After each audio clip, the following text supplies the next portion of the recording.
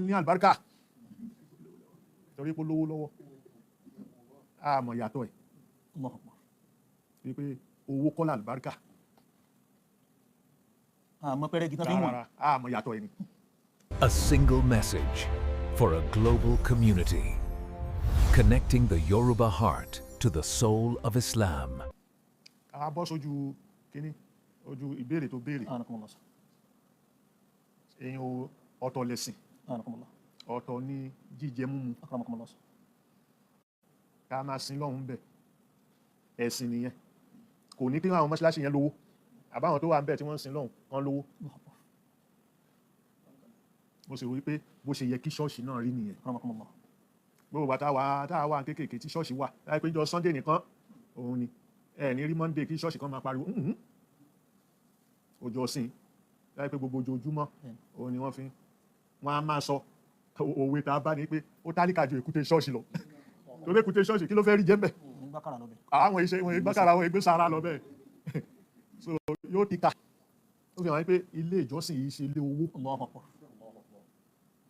òun ṣe torí owó ni wọ́n ṣe dá kalẹ̀ rárá so ìyẹn jẹ́ àwọn nǹkan àkọ́kọ́ téèyàn ò fi di yastik téèyàn ò fi wọ̀n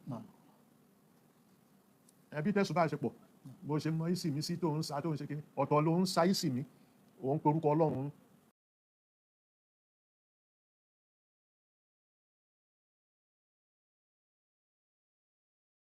kò lè kà ó nìyẹn téèyàn bá kéwú àbí ó kàwé muharabatul jahal wa muharabatul ummiya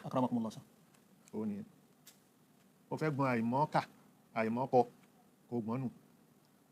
muharabatul jahal ignorance pé kí ní yìí mi ò mọ̀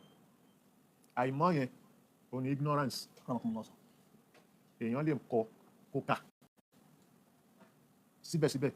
ó jẹ́ ignorance ó lè mọ̀ kọ kó mọ̀ ká ignorance dẹni ó ti kúrò ní literate but ignorance ààrẹ kò gbọ́nù ihun tó yẹ kó ignore yẹ kò tí ignore kò sí bá ń wọnú nizam ta'lim ó wà ń bẹ so muharabatul ummiya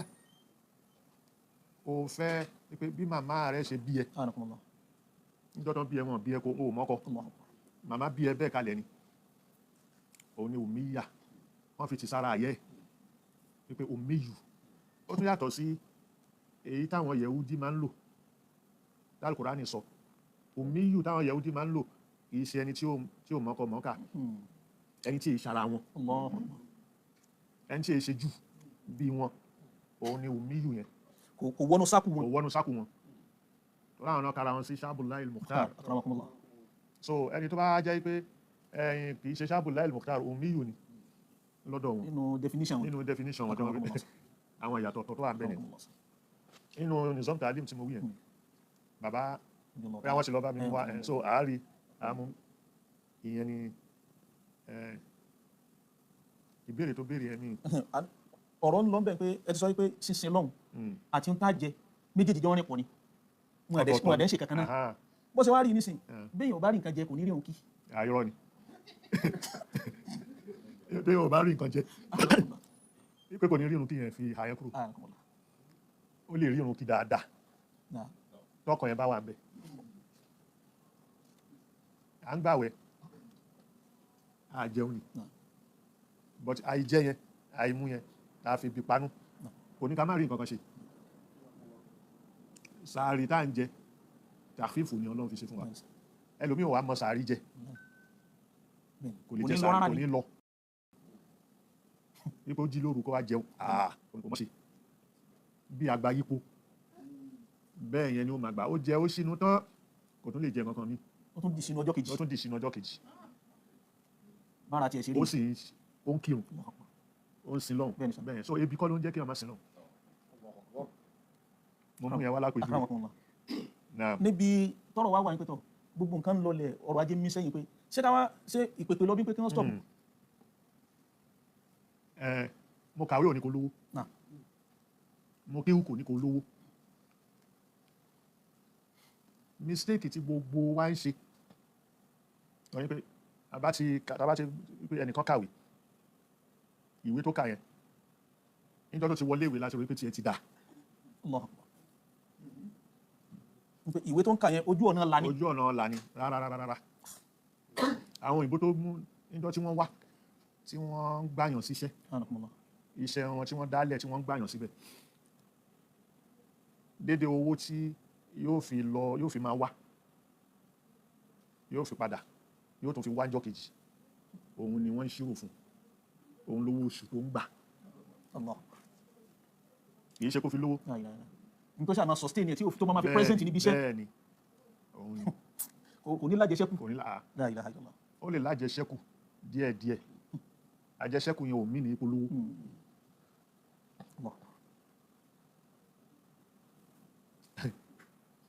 ìbéèrè mi tó mọ bí tí mo fẹ́ lọ lára àwọn yẹn náà ni mo sì dúró mo sì ń ọ̀nà tọ́nẹ̀dẹ̀ náà ni ẹ ṣe ń rìn sà ní bá fẹ́ yẹ gẹ̀rẹ̀ kúrò lórí ẹ̀ lámì padà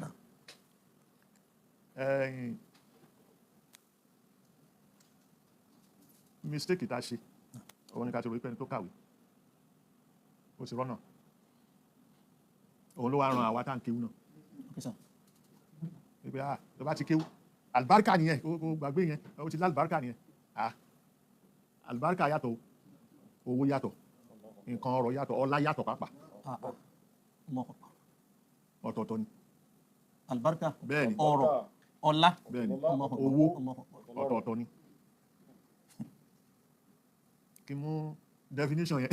kí wọ́n rọra ṣàlàyé ẹ̀ níkọ̀ọ̀kan jẹ́jẹ́ waj'alani mubarakan aynama kuntu. Qala inni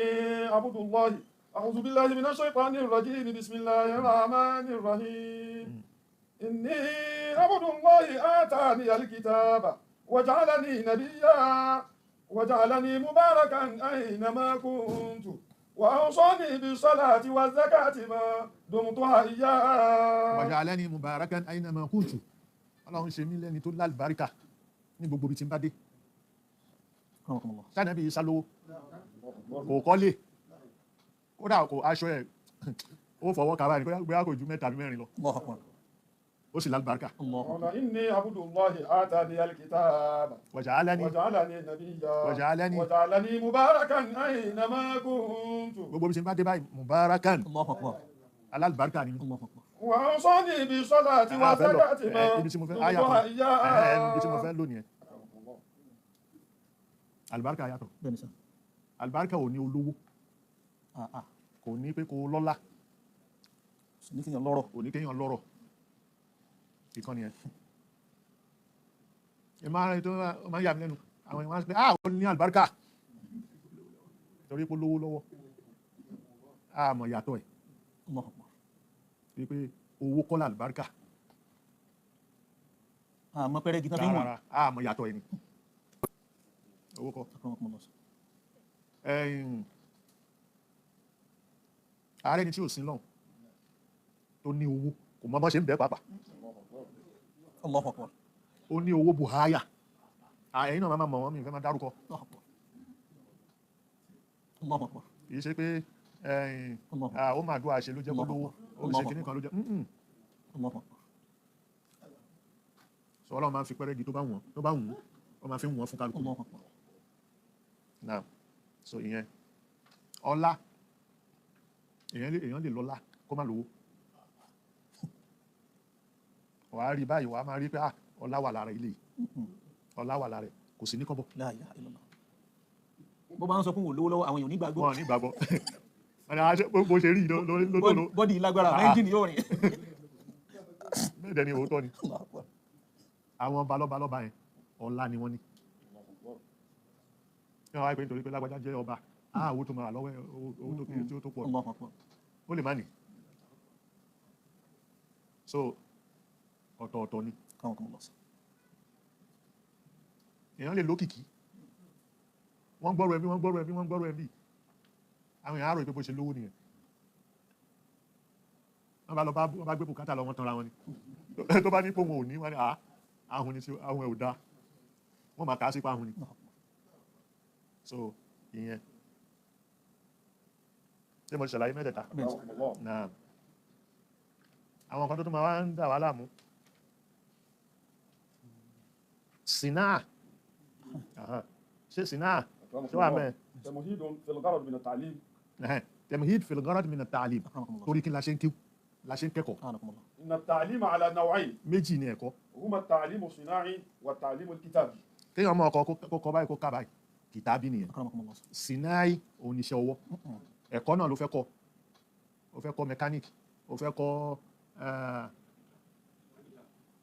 carpentry tailoring ó fẹ́ kọ́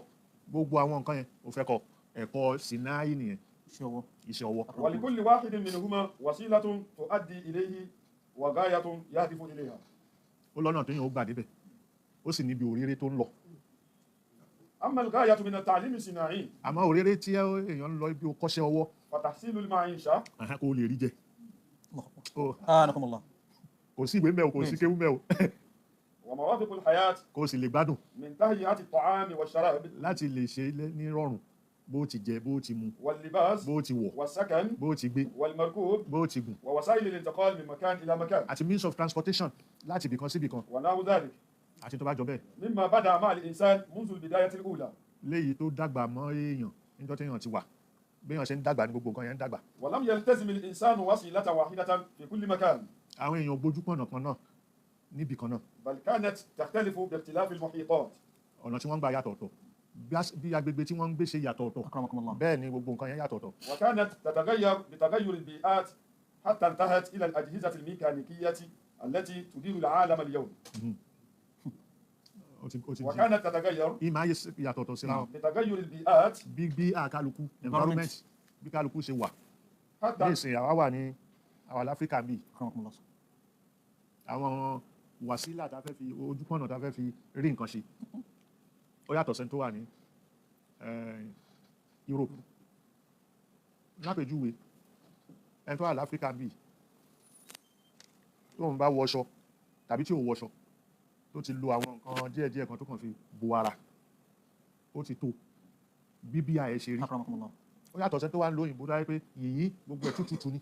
kò tó bẹ́ẹ̀ kó wọṣọ fẹ́lẹ́fẹ́lẹ́. kò tó bẹ́ẹ̀ yóò máa wá tó tí ó ṣe tí ó wọ̀ أكرمكم الله. tí ó sì fi so bùkátà wọn máa nídìí sí pé kán máa wá nǹkan tó أكرمكم الله. so wọn fi máa أكرمكم الله. bí wọ́n ṣe bí wọ́n ṣe máa rí iṣẹ́ ni wọ́n ṣe bí wọ́n ṣe máa rí sẹ̀mí wọ́n ṣe. أكرمكم الله. Naam. وكانت تتغير بتغير البيئات حتى انتهت إلى الأجهزة الميكانيكية tó fi wá parí síbi pé gbogbo kálukú wá ní irinṣẹ́ tí wọ́n ń lò machine tí kálukú ń lò mechanical apparatus tí wọ́n ń lò التي تدير العالم اليوم ló ń lo ayé ní ìsìn برا وبحرا barran wa bahran ẹni tó wà lódò àti ẹni tó wà ní ọ̀nà وجوا ونفقا. kò sẹ́ni tó ń gbé òkè but à ń rìn lókè أكرمكم الله. رحمكم الله. à ń rìn lókè à ń wọ aeroplane حياكم الله. aeroplane ò bẹ̀rẹ̀ bẹ́ẹ̀ yẹn الله أكبر. bùkátà ló sì gbé débi pé a fẹ́ rìn ìrìn tó jìn ìrìn tó jìn yẹn à ń wá kánọ̀kò àkọ́kọ́ mú ẹṣin à ń lò ó kúrò lẹ́ṣin à ń lo mọ́tò ó kúrò mọ́tò à ń gun pléènì pléènì yẹn àwọn kan ni wọ́n ṣe ṣíṣe tí wọ́n dẹ̀ ṣe tẹ̀síhìlù safar min makanin ba'id li ihtiwa al-ard أكرمكم الله. pẹ̀lú ọ̀nà kan téèyàn ó fi kánọ̀kò أكرمكم الله. òun ni يا بلد لم تكونوا بالغيه Aha, إلا illa بشق bi الأنفس. so ìyẹn nìyẹn. أكرمكم الله. أما التعليم الكتابي àwa ń kọ à ń kà وهو نقل المعتقدات òun ni kí la di ọkàn kí la ń sìn أكرمكم الله. ká wá gbé ẹ̀sìn yẹn ibẹ̀ ni wọ́n ti bẹ̀rẹ̀ sí kọ nǹkan والقيم mọ́ ìgbà táwọn ancient Egyptian tí wọ́n bẹ̀rẹ̀ pẹ̀lú hieroglyphic yẹn ni wọ́n fi ń kọ nǹkan kalẹ̀ ni wọ́n fi ń dè but àwọn tẹ́ máa bá lọ́dọ̀ wọn ńgbà yẹn àwọn olóòṣà àwọn tí wọ́n ń sin nǹkan ni ẹ bá ní mahabid wọn نعم. tí wọ́n fi ń de àwọn nǹkan mọ́lẹ̀ pé kíní báyìí wọ́n kọ kalẹ̀ wọ́n yà ó ní. If this message brought you value, help us reach more people. Subscribe sí Message to Communities láti gba ìmọ́lẹ̀ Islam tẹ̀lé Yorùbá.